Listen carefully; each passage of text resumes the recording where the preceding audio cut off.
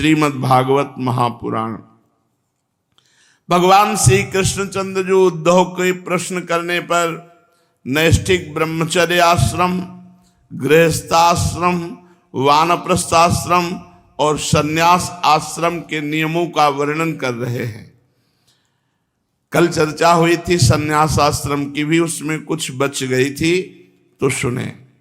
उद्धव जी, जितेंद्रीय पुरुष जब ये निश्चय हो जाए कि संसार के विषयों के भोगों का फल दुख ही दुख है, तब वो विरक्त हो जाए। यदि वो मेरी प्राप्ति के साधनों को ना जानता हो तो भगवत चिंतन में तन्मय रहने वाले ब्रह्मनिष्ठ सद्गुरु की शरण ग्रहण करे। कहीं भी हो, बिना सद्गुरु के बात नहीं बनती। इसलिए देखो भगवान कह रहे हैं, मेरी प्राप्ति के साधनों को जानने के लिए ब्रह्मनिष्ठ सद्गुरु की शरण ग्रहण करे, गुरु की दृढ़ भक्ति करे, श्रद्धा रखे, कभी गुरु में दोष न निकाले। जब तक ब्रह्म का ज्ञान हो तब तक बड़े आदर से साक्षात मैं ही गुरु के रूप में हूं ऐसा समझे, उनकी सेवा करे। जिसने 5 इंद्रियां और मन, इन 6 पर विजय प्राप्त नहीं की है, जिसके इंद्रिय रूपी घोड़े और बुद्धि रूपी सारथी बिगड़े हुए हैं, जिसके हृदय में ना ज्ञान है ना वैराग्य है, वो दंडी सन्यासी का वेश धारण करके पेट पालता है और सन्यास धर्म का सत्यानाश कर रहा है। भगवान कह रहे, जिसकी 5 इंद्रियां और मन, इन 6 पर जिसने विजय ने प्राप्त किया, जिसके इंद्रिय रूपी घोड़े और बुद्धि रूपी सारथी बिगड़े हुए हैं, जिसके हृदय में न ज्ञान है न वैराग्य है, वो दंडी सन्यासी का वेश धारण कर पेट पालता है। वह सन्यास धर्म का सत्यानाश कर रहा है। अपने पूज्य देवताओं को, अपने आप को, अपने हृदय में स्थित मुझ परमात्मा को ठगने की चेष्टा करता है। वेश मात्र के सन्यासी की वासनाएं क्षीण नहीं हुई हैं, इसलिए वह सन्यासी लोक और परलोक दोनों से भ्रष्ट हो जाता है। सन्यासी का मुख्य धर्म है शांति और अहिंसा। वानप्रस्थी का मुख्य धर्म है तपस्या और भगवत भाव। गृहस्थ का मुख्य धर्म है प्राणियों की रक्षा और यज्ञ याग। तथा ब्रह्मचारी का मुख्य धर्म है गुरु की सेवा। गृहस्थ भी केवल ऋतुकाल में ही अपनी पत्नी का सहवास करे। गृहस्थ में स्त्री संभोग के लिए भगवान आदेश करते हैं। जब मासिक धर्म होता है उसके बाद जब पवित्रता हो जाए तब 1 बार महीने में, और शेष समय ब्रह्मचर्य से रहे। महीने में 1 बार के लिए आदेश है। ये पशुवत आचरण सर्वनाश कर देता है। गृहस्थ को चाहिए कि शेष समय में ब्रह्मचर्य व्रत को धारण करे। तपस्या, शौच, संतोष, समस्त प्राणियों के प्रति प्रेम भाव, ये मुख्य धर्म है। मेरा चिंतन, मेरा नाम जप, मेरी उपासना तो ब्रह्मचारी, गृहस्थ, वानप्रस्थ, सन्यासी सबको करनी चाहिए। जो पुरुष इस प्रकार अनन्य भाव से अपने वर्णाश्रम धर्म के द्वारा मेरी सेवा में लगा रहता है और समस्त प्राणियों में मेरी भावना करता रहता है, उसे मेरी अविचल भक्ति प्राप्त हो जाती है। उद्धव जी, मैं संपूर्ण लोकों का एकमात्र स्वामी, सबकी उत्पत्ति और प्रलय का परम कारण ब्रह्म हूं। नित्य निरंतर बढ़ने वाली अखंड भक्ति के द्वारा वो मुझे प्राप्त कर लेता है। इस प्रकार जो गृहस्थ अपने धर्म का पालन करता है तो उसका अंतःकरण शुद्ध हो जाता है और उसे भगवान के स्वरूप का ज्ञान हो जाता है। और ज्ञान विज्ञान से संपन्न होकर वो भगवान को प्राप्त कर लेता है। उद्धव, मैंने तुम्हें ये सदाचार रूप वर्णाश्रमियों का धर्म बतलाया है। यदि इस धर्मानुष्ठान में मेरी भक्ति का पुट लग जाए तब तो इससे अनायास ही परम कल्याण स्वरूप मोक्ष की प्राप्ति हो जाए। साधु स्वभाव उद्धव, तुमने मुझसे जो प्रश्न किया था उसका उत्तर मैंने दे दिया। यह बतला दिया कि अपने धर्म का पालन करने वाला भक्त मुझ परब्रह्म परमात्मा को किस प्रकार प्राप्त होता है। भगवान श्री कृष्ण जी कहते हैं, उद्धव, जिसने उपनिषद आदि शास्त्रों के श्रवण मनन और निधिध्यासन के द्वारा आत्म साक्षात्कार कर लिया है, जो श्रोत्रीय एवं ब्रह्मनिष्ठ है, जिसका निश्चय केवल युक्तियों और अनुमानों पर ही निर्भर नहीं करता, दूसरे शब्दों में जो केवल परोक्ष ज्ञानी नहीं है, वह यह जानकर कि संपूर्ण द्वैत प्रपंच और इसकी निवृत्ति का साधन वृत्ति ज्ञान माया मात्र है, उन्हें मुझ में लीन कर दे और वे दोनों ही मुझ आत्मा में अध्यस्त हैं, ऐसा जान ले। ज्ञानी पुरुष का अभीष्ट पदार्थ मैं हूं, उसके साधन साध्य स्वर्ग अपवर्ग मैं हूं। मेरे अतिरिक्त वो किसी भी पदार्थ से प्रेम नहीं करता। वही ज्ञानी है जो भगवान के सिवा किसी से प्रेम नहीं करता। जो ज्ञान और विज्ञान से संपन्न सिद्ध पुरुष हैं, वे ही मेरे वास्तविक स्वरूप को जानते हैं। इसलिए ज्ञानी पुरुष मुझे सबसे प्रिय है। उद्धव जी, ज्ञानी पुरुष अपने ज्ञान के द्वारा निरंतर मुझे अपने अंतःकरण में धारण करता है। तत्व ज्ञान के लेस मात्र का उदय होने से जो सिद्धि प्राप्त होती है, वह तपस्या, तीर्थ, जप, दान अथवा अंतःकरण शुद्धि के और किसी भी साधन से पूर्णतया नहीं हो सकती। इसलिए प्यारे उद्धव, तुम ज्ञान के सहित अपने आत्म स्वरूप को जान लो और फिर ज्ञान विज्ञान से संपन्न होकर भक्ति भाव से मेरा भजन करो। बड़े बड़े ऋषि मुनियों ने ज्ञान विज्ञान रूप यज्ञ के द्वारा अपने अंतःकरण में मुझ सब यज्ञों के अधिपति आत्मा का यजन करके परम सिद्धि प्राप्त की है। उद्धव, आध्यात्मिक, आदिदैविक और आदि भौतिक इन तीन विकारों की समष्टि ही शरीर है और वो सर्वथा तुम नहीं हो, तुम्हारे आश्रित है शरीर। ये शरीर पहले नहीं था, बाद में नहीं रहेगा, केवल बीच में दिख रहा है। इसलिए इसे जादू के खेल के समान माया समझना चाहिए। इसका जन्मना, रहना, बढ़ना, बदलना, घटना, नष्ट हो जाना, ये 6 भाव विकार हैं। शरीर बढ़ता है, पहले जन्म होता है, फिर बढ़ता है, बदलता है, घटता है, रहता है, नष्ट हो जाता है। ये शरीर तुम नहीं हो, ये शरीर के भाव विकार हैं। इससे तुम्हारा कोई संबंध नहीं है। ये नहीं, ये विकार उसी शरीर के हैं, तुम्हारे नहीं हैं। तुम साक्षी हो। भाई, इतना जान जाए, अंदर से अनुभव हो जाए तो कोई भी विकार उसे परास्त नहीं कर सकता, क्योंकि ये विकार असत हैं, तुम सत हो।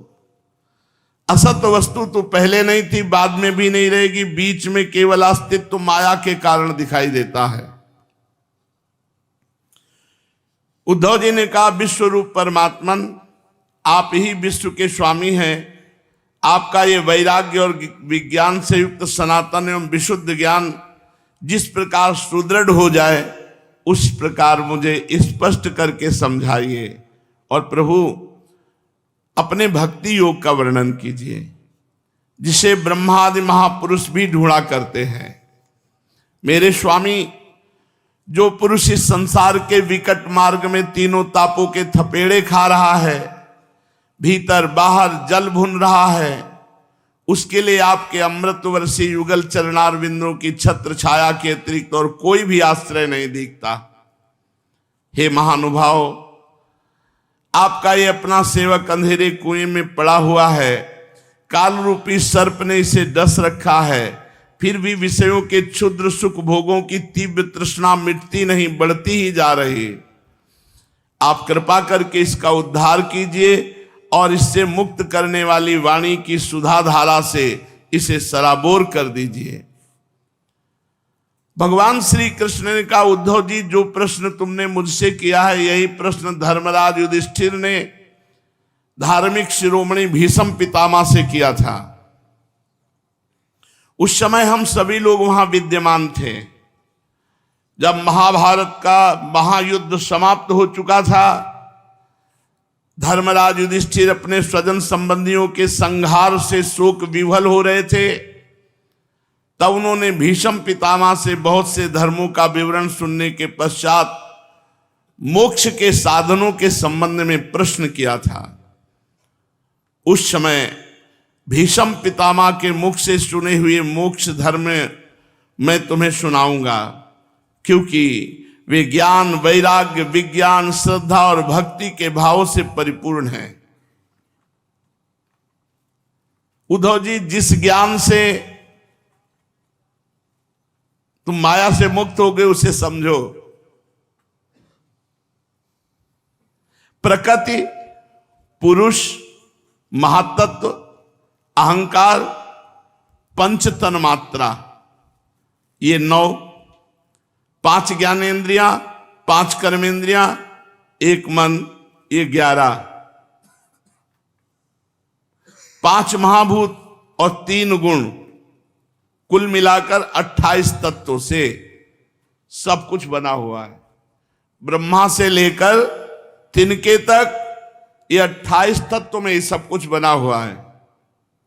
प्रकृति, पुरुष, महातत्व, अहंकार, पंच तन्मात्रा, ये हुए 9, 5 ज्ञानेंद्रियां, 5 कर्मेंद्रियां, 1 मन, ये हुए 11, 11 9 20, 5 महाभूत 25, 3 गुण 25 और 3 28, 28 तत्वों में अनंत ब्रह्मांड, सब जितना तिनके से लेकर ब्रह्मा तक है ये सब 28 तत्वों में है। और ये 28 तत्व परमात्मा स्वरूप हैं, सब परमात्मा है। ये परोक्ष ज्ञान है, पर इसको अनुभव करना होगा, अपरोक्ष ज्ञान अनुभव। ऐसा मेरा निश्चय है। जब जिस एक तत्व से अनुगत एकात्मक तत्वों को पहले देखा था उनको पहले के समान न देखे, किंतु एक परम कारण ब्रह्म को ही देखे कि ये प्रकृति, पुरुष, महातत्व, अहंकार, पंच तन्मात्रा, पंच कर्मेंद्रियां, पंच ज्ञानेंद्रियां, 1 मन, 5 महाभूत, 3 गुण, ये सब कुछ परमात्मा ही बना हुआ है, ऐसा देखे और इसका अनुभव करे। अपरोक्ष ज्ञान, ज्ञान और विज्ञान को प्राप्त करने की युक्ति यह है कि पहले शरीर से ममता हटावे। सारा खेल शरीर पे है।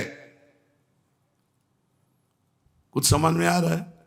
बाद में समझ लेना, हर समय नाम जप करना है, यही समझना है। ये ज्ञान विज्ञान सब उदय हो जाएगा। अभी तो समझ में ना कि क्या पुरुष, क्या प्रकृति, क्या महातत्व। ये महातत्व क्या है?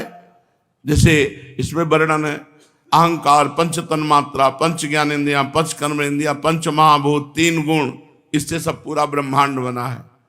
तो जो कुछ पढ़े लिखे सत्संग किए ज्ञान के मार्ग में वो तो समझेंगे। ये शरीर में राग ही सबसे बड़ा बंधन का कारण शरीर राग है। और ये 3 गुणों से बने हुए जितने पदार्थ हैं, विचार करें कि इनकी स्थिति, इनकी उत्पत्ति और इनकी प्रलय का। जब सृष्टि प्रारंभ हुई तो एक परमात्मा था, उसी ने अपने आप को सब रूपों में बनाया। एक ही परमात्मा बीच में भी है और एक ही परमात्मा आखिरी में रहेगा। तत्व वस्तु सृष्टि के प्रारंभ में और अंत में कारण रूप से स्थित रहती है, इसलिए वो मध्य में भी रहती है। और ये शरीर ना पहले थे ना बाद में, तो बीच में भी होते हुए भी नहीं है, प्रतीयमान हो रहा है शुद्ध ज्ञान। ये जो भास रहा है नहीं, कार्यांतर में अनुगत होती है प्रतीयमानता। उन कार्यों का प्रलय अथवा बाद होने पर उनके साक्षी एवं अधिष्ठान रूप से शेष रह जाता है ब्रह्म। यही है सत्य परमार्थ वस्तु ब्रह्म, ऐसा समझे। श्रुति प्रत्यक्ष एति महापुरुषों में प्रसिद्ध और अनुमान प्रमाणों द्वारा इसे जाना जाता है।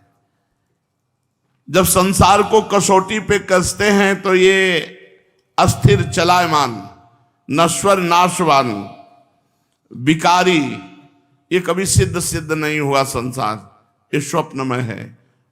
सिद्ध है भजन, उमा कहो मैं अनुभव अपना, सत हरि भजन जगत सब सपना। इसलिए विवेकी पुरुष को चाहिए कि एक कल्पनात्मक संसार का चिंतन न करके, इससे विरक्त हो करके स्वर्गादि की तरफ भी दृष्टि न रखे, वो भी नश्वर है। ब्रह्मलोक भी जब प्रलय होगा तो वो भी नष्ट हो जाएगा।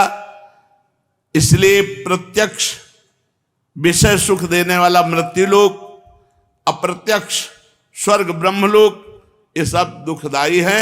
ऐसा समझकर एकमात्र भगवान का भजन करे और भगवान की प्राप्ति में श्रद्धा रखे। ना हमें स्वर्ग जाना है, ना ब्रह्मलोक जाना है, ना नरक जाना है, हमें भगवान के पास जाना है।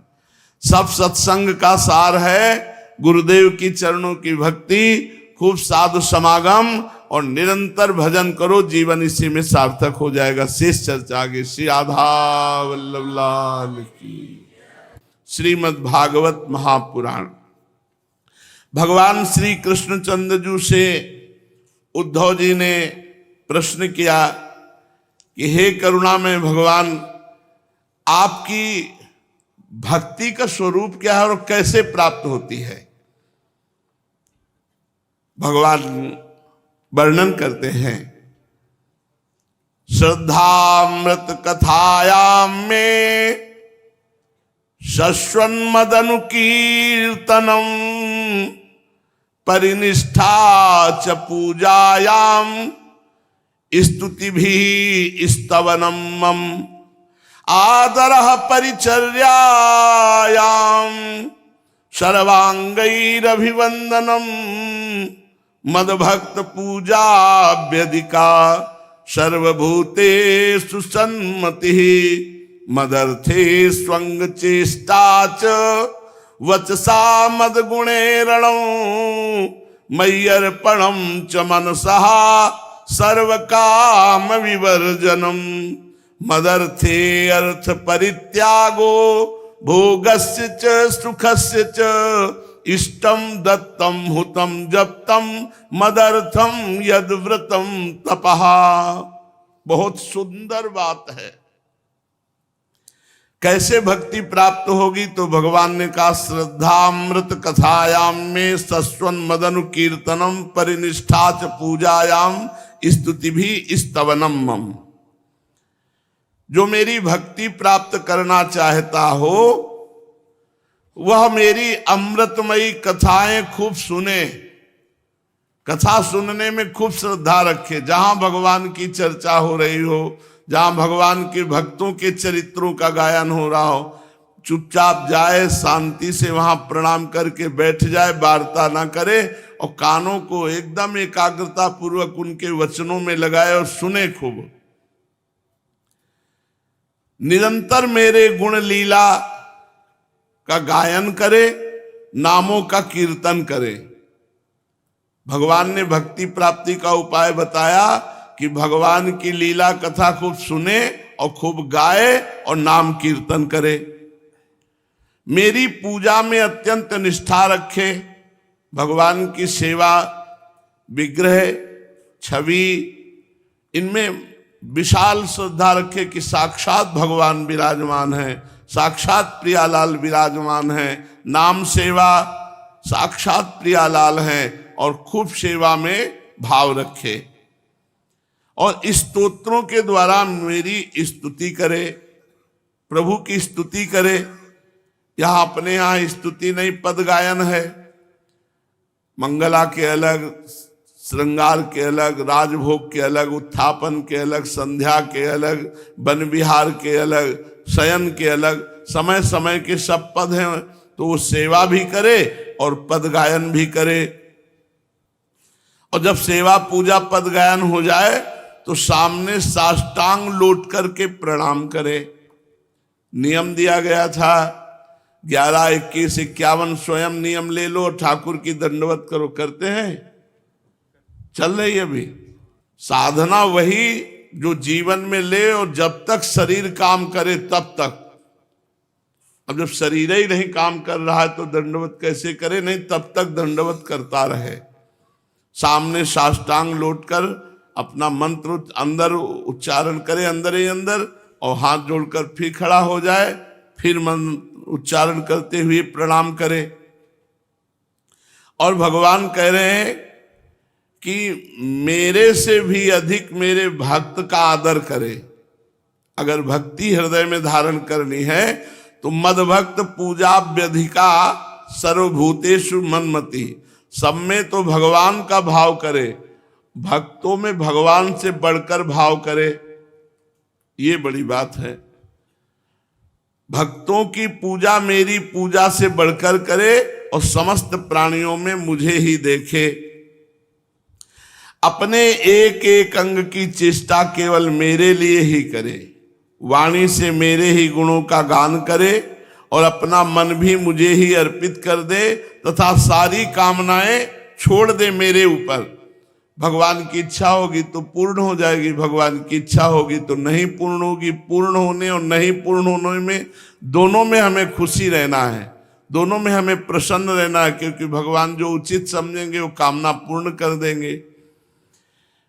और खास बात भगवान कह रहे, मदर्थे अर्थ परित्यागो। मेरे लिए जो धन के द्वारा मिलता है भोग, उसका त्याग कर दे। मदर्थे अर्थ परित्यागो भोगस्य च सुखस्य च। मेरे लिए धन का, भोग का और प्राप्त सुख का भी परित्याग कर दे, और जो कुछ यज्ञ, दान, हवन, जप, व्रत और तप करे वो सब मेरे को अर्पण कर दे। मयि अर्पणम च मनसा सर्व काम विवर्जना। सब जितने भी कार्य हैं भगवत पूजा के भाव से करो और भगवान को अर्पित कर दो। उद्धव जी, जो मनुष्य ऐसे चलता है उसे मेरी भक्ति प्राप्त हो जाती है। पकड़ा? भगवान की भक्ति कैसे प्राप्त होती है? भगवान की खूब कथा सुनने से, भगवान की लीला भरे पद गायन करने से, नाम संकीर्तन से, भगवान की सेवा पूजा, उनको साष्टांग प्रणाम, और भक्तों को भगवान से बढ़कर के मानना, अपने एक एक अंग की चेष्टा भगवान के लिए करना और हर कर्म भगवान को समर्पित कर देना, सारी कामनाएं भगवान को अर्पित कर देना कि जो मनावे सो पूरी करो, अब जोई जोई प्यारो करे सोई मोहि भावे। भगवान के लिए धन, भोग, प्राप्त सुखों का परित्याग और यज्ञ, दान, हवन, जप, व्रत, तप जो किया जाए सब भगवान को अर्पित किया जाए। इससे मेरे प्रति आत्म निवेदन कर देने से उनके हृदय में मेरी प्रेममयी भक्ति का उदय होता है, और जिससे मेरी भक्ति प्राप्त हो जाती है उसके लिए और किसी दूसरी वस्तु का प्राप्त होना शेष नहीं रह जाता। इस प्रकार धर्मों का पालन करने से चित्त में जब सतोगुण की वृद्धि होती है तब वह शांत होकर आत्मा में लग जाता है। उस समय साधक को धर्म, ज्ञान, वैराग्य और ऐश्वर्य स्वयं ही प्राप्त हो जाता है। ये संसार विविध कल्पनाओं से भरपूर है। सच पूछो तो इसका नाम तो है किंतु कोई वस्तु नहीं है। जब चित्त इसमें लगा दिया जाता है तब इंद्रियों के साथ इधर उधर भटकने लगता है, और जब चित्त संसार का चिंतन करता है तो रजोगुण की बाढ़ आ जाती है। इसीलिए नाशवान असत वस्तु उसे सत्य और सुखद लगने लगती है, और उसके धर्म, ज्ञान आदि तो लुप्त हो ही जाते हैं। वो अधर्म, अज्ञान और मोह का भी शिकार बन जाता है। उद्धव जी, जिससे मेरी भक्ति हो वही धर्म है। धर्म का स्वरूप क्या? जिससे भगवान की भक्ति हो वही धर्म है, जिससे ब्रह्म और आत्मा की एकता का साक्षात्कार हो वही ज्ञान है, और विषयों से असंग निर्लेप रहना ही वैराग्य है, और अनिमादिक सिद्धियां ही ऐश्वर्य है। उद्धव जी ने कहा, हे रिपुसूदन श्री कृष्ण, यम और नियम कितने प्रकार के हैं? हे श्री कृष्ण, सम क्या है, दम क्या है, प्रभु तितिक्षा और धैर्य क्या है, दान, तपस्या, शूरता, सत्य और रित का भी स्वरूप बताइए। त्याग क्या है, अभीष्ट धन कौन सा है, यज्ञ किसे कहते हैं, दक्षिणा क्या वस्तु है। हे श्रीमान केशव, पुरुष का सच्चा बल क्या है, भग किसे कहते हैं, लाभ क्या वस्तु है, उत्तम विद्या, लज्जा, श्री तथा सुख और दुख ये क्या है। बड़ा प्रश्न किया। कहा पंडिता कश्च मूर्खा, कह पंथा उत्पथश्च कहा, का स्वर्गो नरकः कहा, स्वित को बंधुरुत किम गृहम। हे प्रभु, पंडित और मूर्ख के लक्षण क्या है, सुमार्ग और कुमार्ग का क्या लक्षण है, स्वर्ग और नरक क्या है, भाई बंधु किसे मानना चाहिए, और घर क्या है, धनवान और निर्धन किसे कहते हैं, कृपण कौन है, ईश्वर किसे कहते हैं। हे भक्तवत्सल प्रभु, आप मेरे इन प्रश्नों का उत्तर दीजिए और साथ इनके विरोधी भावों की भी व्याख्या कीजिए। भगवान श्री कृष्ण ने कहा कि जो यम है वो 12 है, अहिंसा, सत्य, अस्तेय, असंगता, लज्जा और असंचय, आस्तिकता, ब्रह्मचर्य, मौन, स्थिरता, क्षमा और अभय, ये 12 यम है। बहुत बड़ी बात है यम नियम। मन वाणी शरीर से किसी की हिंसा न करना, सदैव सत्य बोलना, चोरी न करना, किसी का संग न करना, पाप कर्म में लज्जा आना, कुछ भी नहीं जोड़ना, असंचय, आस्तिकता, बड़ी श्रद्धा विश्वास भगवान और शास्त्रों पर, ब्रह्मचर्य, मौन, स्थिरता, क्षमा और अभय, ये 12 यम हैं।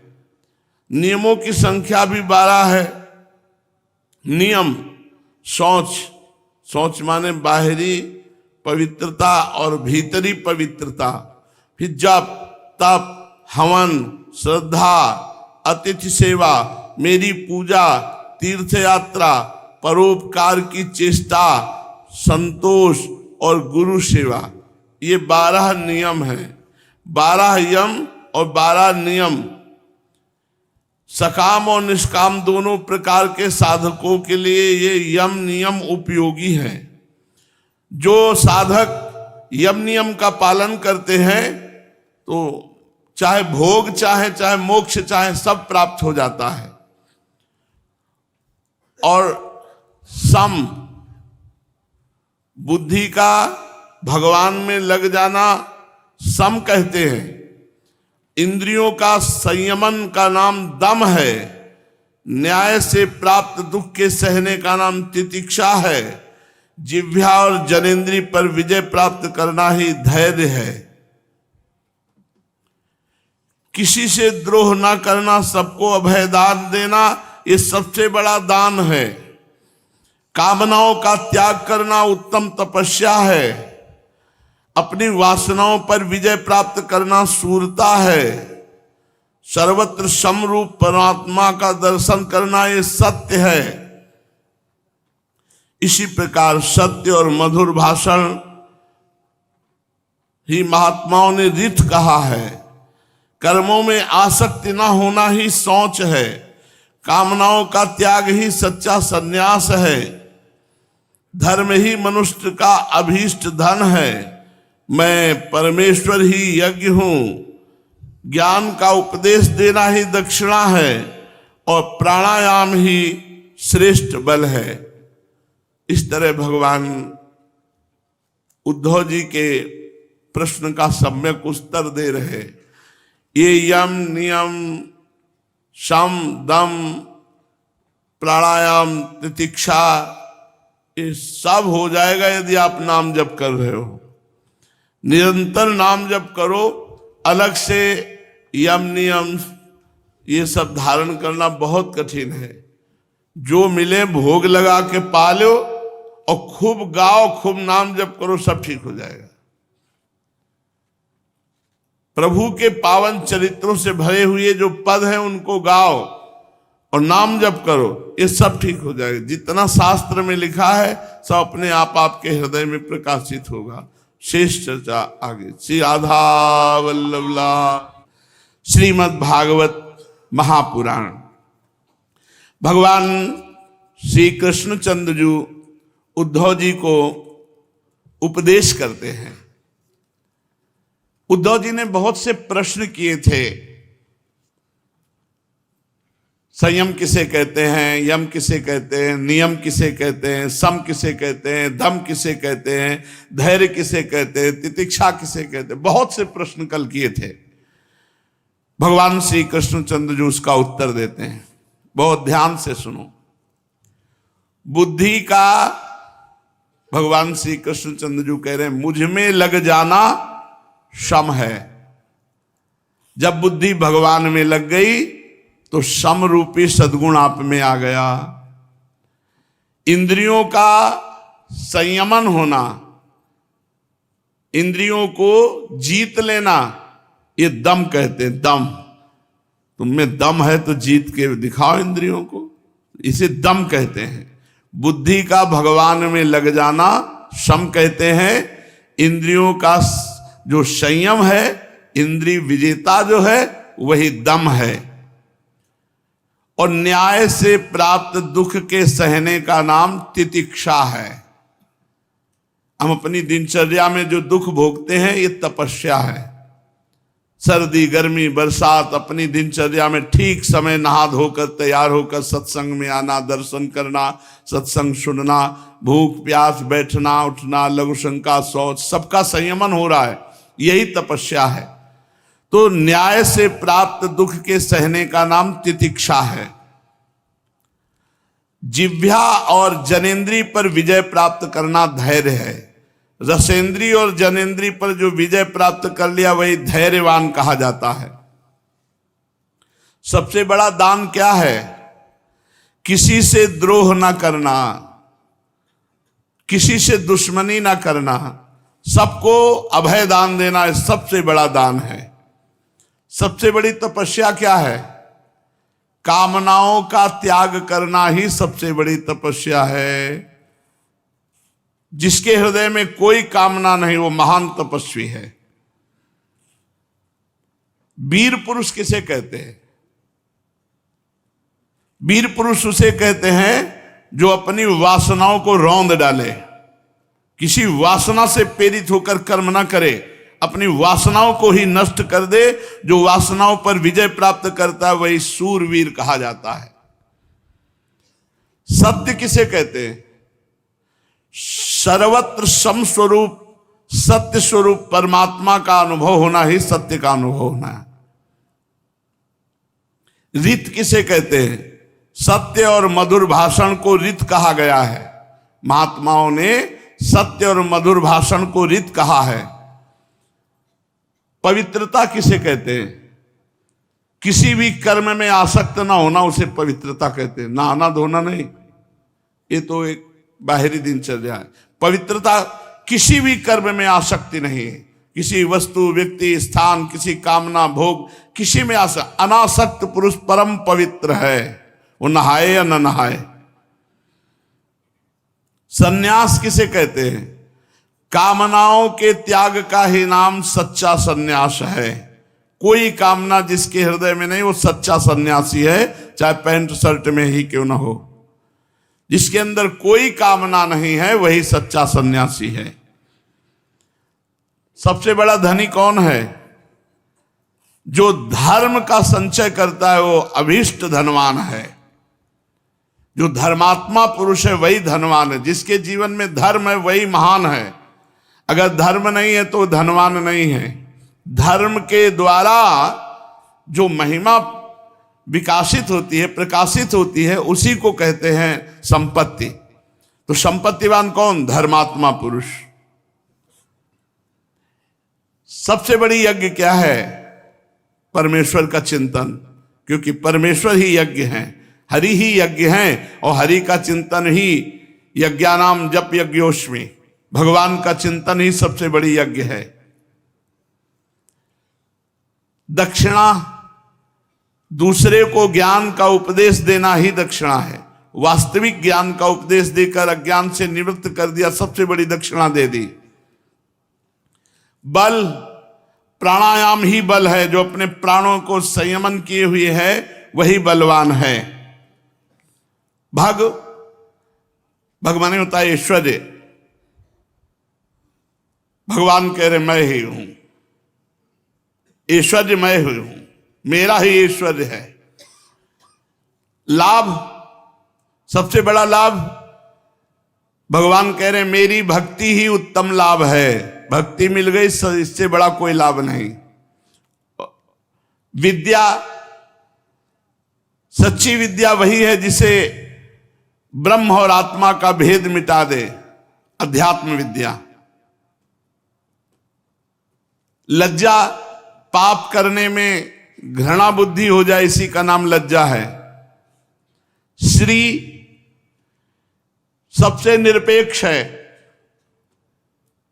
यही सबसे बड़ी श्री है।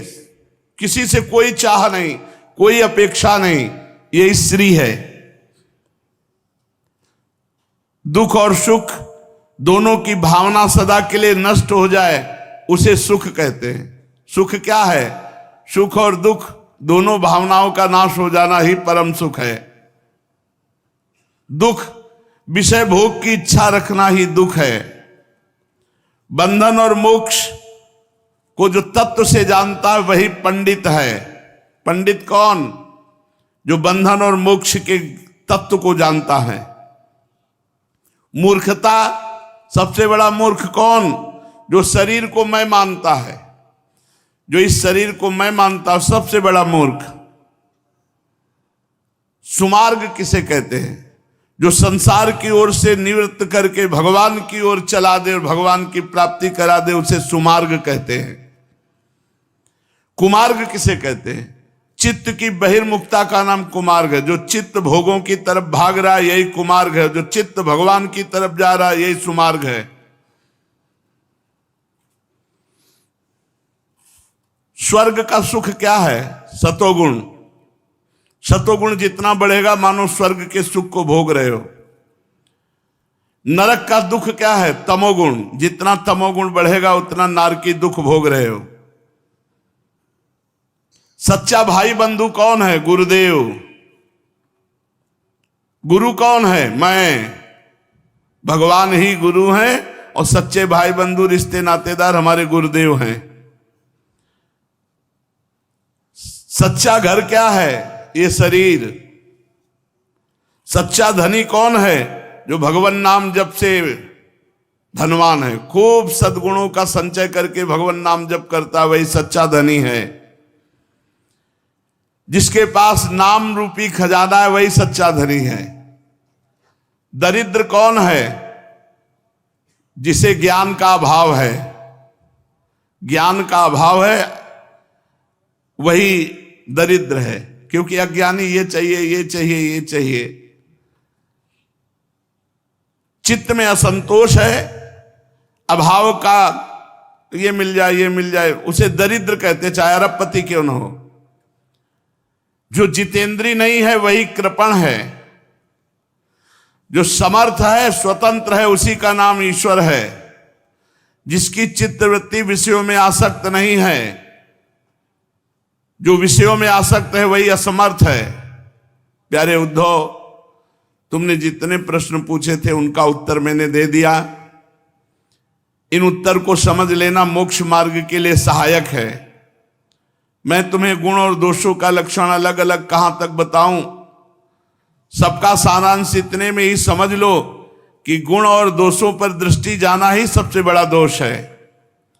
गुण दोषों पर दृष्टि न जाकर अपने शांत निसंकल्प स्वरूप में स्थित रहे, वही सबसे बड़ा गुण है। उद्धव जी ने कहा, कमल नयन श्री कृष्ण, आप सर्वशक्तिमान हैं, आपकी आज्ञा ही वेद है, उसमें कुछ कर्मों के करने की विधि है और कुछ करने के निषेध हैं। ये विधि निषेध कर्मों के गुण और दोष की परीक्षा करके ही होती है। वर्णाश्रम भेद, प्रतिलोम, अनुलोम रूप वर्ण संकर, कर्मों के उपयुक्त अनुपयुक्त, द्रव्य, देश, आयु, काल तथा स्वर्ग नरक के भेदों का बोध भी वेदों से ही होता है। इसमें संदेह नहीं कि आपकी वाणी ही वेद है, परंतु उसमें विधि निषेध ही तो भरा पड़ा है। यदि उसमें गुण और दोष में भेद करने वाली दृष्टि न हो तो प्राणियों का कल्याण करने में समर्थ ही कैसे हो। हे सर्वशक्तिमान परमेश्वर, आपकी वाणी वेद ही पितर, देवता और मनुष्यों के लिए श्रेष्ठ मार्गदर्शन का काम करती है, क्योंकि उसी के द्वारा स्वर्ग मोक्ष आदि अदृष्ट वस्तुओं का बोध होता है। और इस लोक में भी किसका कौन सा साध्य है और क्या साधन है, इसका निर्णय भी वेद से ही होता है। प्रभु, इसमें संदेह नहीं कि गुण और दोषों में भेद दृष्टि आपकी वाणी वेद के ही अनुसार है, किसी की अपनी कल्पना नहीं है। परंतु प्रश्न तो यह है कि आपकी वाणी ही भेद का निषेध करती है और भेद प्रतिपादन भी करती है। तो यह विरोध देखकर मुझे भ्रम हो रहा है कि एक जगह विधि निषेध करेगी और एक जगह पूरा निषेध कर देगी।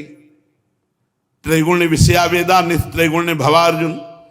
तो आपकी ही वाणी से प्रतिपादन हो रहा है, आपकी वाणी उसका निषेध कर रही, ये देखकर मुझे भ्रम हो रहा है। आप कृपा करके मेरा ये भ्रम मिटा दीजिए। भगवान श्री कृष्ण ने कहा, प्रिय उद्धव, मैंने ही वेदों में एवं अन्यत्र भी मनुष्यों का कल्याण करने के लिए अधिकार भेद से 3 प्रकार के योगों का उपदेश किया है।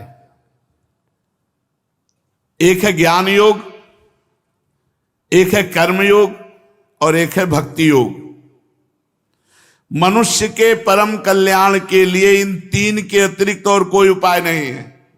भगवान कह रहे हैं ज्ञान योग, कर्म योग और भक्ति योग। उद्धव जी, जो लोग कर्मों तथा उनके फलों से विरक्त हो गए हैं, उनका त्याग कर चुके हैं, वे ज्ञान योग के अधिकारी हैं। ज्ञान का अधिकारी कौन है?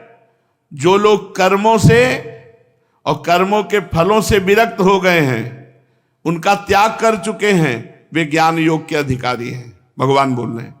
इसके विपरीत जिनके चित्त में कर्मों और उनके फलों से वैराग्य नहीं हुआ है और उसमें दुख बुद्धि नहीं हुई, वे सकाम व्यक्ति कर्मयोग के अधिकारी हैं। जो पुरुष ना तो अत्यंत विरक्त है और ना अत्यंत आसक्त ही, तथा किसी पूर्व जन्म के शुभ कर्म से सौभाग्यवश मेरी लीला कथा आदि में उसकी श्रद्धा हो गई है, वो भक्ति योग का अधिकारी है। भक्ति योग के द्वारा ही सिद्धि मिल सकती है। कर्म के संबंध में जितने भी विधि निषेध हैं, उनके अनुसार तभी तक कर्म करना चाहिए जब तक कर्म में जगत और उससे प्राप्त होने वाले स्वर्ग आदि सुखों से वैराग्य न हो जाए, अथवा जब तक मेरी लीला कथा के श्रवण कीर्तन आदि में श्रद्धा न हो जाए। उद्धव, इस प्रकार अपने वर्ण और आश्रम के अनुकूल धर्म में स्थित रहकर यज्ञों के द्वारा बिना किसी आशा और कामना के मेरी आराधना करता रहे और निषिद्ध कर्मों से दूर रहकर केवल विहित कर्मों का ही आचरण करे तो उसे स्वर्ग या नरक में नहीं जाना पड़ता, वो मेरे को प्राप्त होता है। अपने धर्म में निष्ठा रखने वाला पुरुष इस शरीर में रहते रहते ही निषिद्ध कर्मों का, गंदे कर्मों का परित्याग कर देता है और रागादि मलों से मुक्त पवित्र हो जाता है। इसी से अनायासी उसे आत्म साक्षात्कार रूप विशुद्ध तत्व ज्ञान द्रुतचित्त होने पर मेरी भक्ति प्राप्त होती है। ये विधि निषेध रूप कर्म का अधिकारी मनुष्य शरीर बहुत ही दुर्लभ है। स्वर्ग और नरक दोनों ही लोकों में रहने वाले जीव इस मनुष्य शरीर की अभिलाषा करते रहते हैं, क्योंकि इसी शरीर में अंतःकरण की शुद्धि होने पर ज्ञान अथवा भक्ति की प्राप्ति हो सकती है। स्वर्ग अथवा नरक का भोग प्रधान शरीर किसी भी साधन के उपयुक्त नहीं है। स्वर्ग में जो देव शरीर है वो साधना नहीं कर सकता, नरक में जो यातना शरीर है वो साधना नहीं कर सकता। इसीलिए बुद्धिमान पुरुष को ना स्वर्ग की अभिलाषा करनी चाहिए और ना नरक की, और तो क्या इस मनुष्य शरीर की भी कामना नहीं करनी चाहिए, क्योंकि किसी भी शरीर में गुण बुद्धि और अभिमान ना हो जाए, बहुत सावधान रहे, तभी वो अपने वास्तविक स्वरूप की प्राप्ति के साधन में प्रमाद रहित होकर लगेगा, नहीं तो प्रमाद हो जाएगा। यद्यपि ये मनुष्य शरीर बड़ा दुर्लभ है, फिर भी मृत्युग्रस्त है, कभी भी मर सकता है। और इस मनुष्य शरीर के द्वारा परमार्थ की सत्य वस्तु की प्राप्ति हो सकती है। बुद्धिमान पुरुष को चाहिए कि यह बात जानकर मृत्यु होने के पहले ही सावधान होकर ऐसी साधना कर ले कि जिससे भगवत प्राप्ति हो जाए, जन्म मृत्यु के चक्कर से सदा के लिए छूट जाए, मुक्त हो जाए। देखो उद्धव, ये शरीर एक वृक्ष है, इसमें घोंसला बनाकर जीव रूपी पक्षी निवास करता है। इसे यमराज के दूत प्रतिक्षण काट रहे हैं। जैसे पक्षी कटते हुए वृक्ष को छोड़कर उड़ जाता है, वैसे ही अनासक्त जीव भी इस शरीर को छोड़कर मोक्ष का भागी बन जाता है।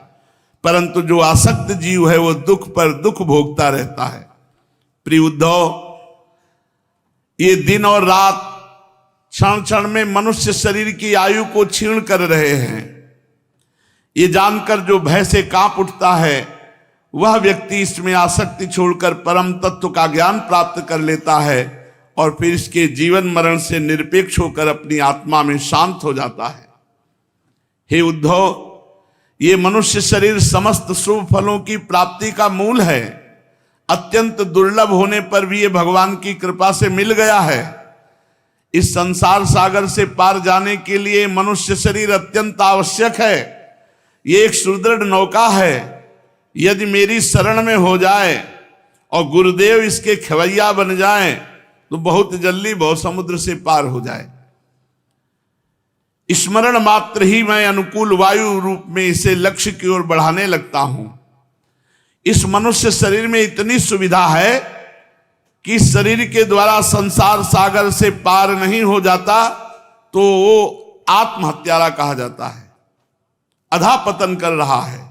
इस मनुष्य शरीर में इतनी सुविधा है कि आप भगवत प्राप्ति कर सकते हो। यदि भगवत प्राप्ति नहीं किया तो आत्म को हनन करने वाले की जो दुर्गति होती वही आपको होगी। आत्मा का हनन करने से अधापतन हो जाता है। इसलिए परदोष दर्शन की वृत्ति छोड़ो, अपने को शरीर मत मानो, अपने कर्मों को भगवान को अर्पित करो और खूब नाम जप करो। जितना जीवन है इसी से भगवत प्राप्ति हो जाएगी। शेष चर्चा आगे। श्री राधा वल्लभ लाल की जय।